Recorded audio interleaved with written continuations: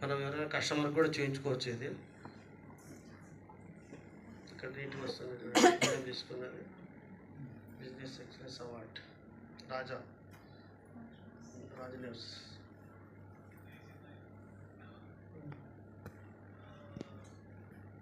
తీసుకున్నారా మేడం? మన company brand ambassador Shri కొరెదల Varun Tej garu Indian actor, megastar family నుంచి వచ్చాడు. బెస్ట్ యాక్టర్ సార్ మనకు సౌత్ ఇండియాలో. మన కంపెనీ